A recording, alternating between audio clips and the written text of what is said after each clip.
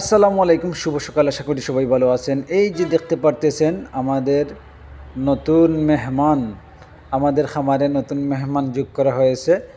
আর ওইটা ছিল বাছুর, আমাদের আত্মীয়র বাড়িতে ছিল। ওইটা এক আরও 1 বছর আগে কিনা হয়েছিল 27,000 টাকা দিয়ে। আর এখন দেখতেছেন এত বড় হয়ে গেছে, অলরেডি 5 মান্থ প্রেগন্যান্সি। আর ওইটা আরও 5 মাস পরে বাচ্চা দিবে। এইটা আমার আগের গরুগুলার। ওই যে দেখতে পারতেছেন শাহিওয়াল 75, সে আলাদা। আর এইটা হচ্ছে আমার গাভী, এটা 7 মান্থ প্রেগনেন্সি। এইটাও খুবই, ওটার স্বাস্থ্য তেমন একটা ভালো নাই, কারণ ওটাকে আমি ক্রিমির ডোজ দিতে পারি নাই। আর এখন যেহেতু প্রেগনেন্সি, সেই কারণে ক্রিমির ডোজটা আমি দিতে পারতেছি না। আর মানে ও পুরোপুরিভাবে মানে খাবার নিয়মিত খাচ্ছে, তারপর ও স্বাস্থ্য হচ্ছে না। আর এই যে আমার বাছুরটা, ষাঁড় বাছুর, সে খুবই একটা জেদি একটা পার্সন। তো যাই হোক, সে শিং উঠতেছে।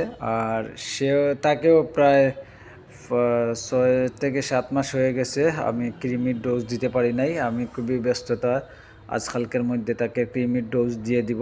3 মাস পর পর গরুকে ক্রিমির ডোজ খাওয়াইলে ভালো হয়।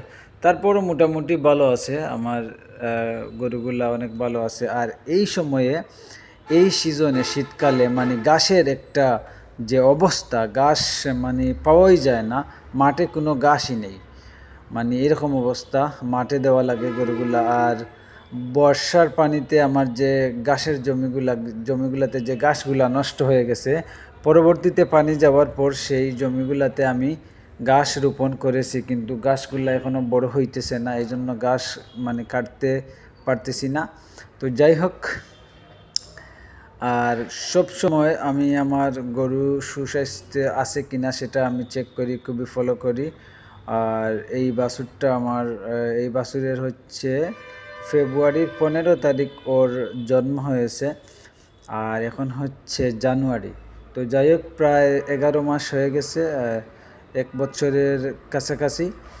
আর এই যে দেখতেছেন, মানে তেমন একটা, আরে ভালো হওয়ার কথা ছিল, কিন্তু ঘাস নেই, এই সময়ে গরু ভালো হচ্ছে না। তারপরে মোটামুটি ভালো আছে। এই যে দেখেন, এটা হচ্ছে তার ভালো থাকার একটি লক্ষণ। তাদের শরীর থেকে যখন তাদের রুমগুলো পড়বে, তখন তারা মানে তাদের চেহারা পাল্টায়।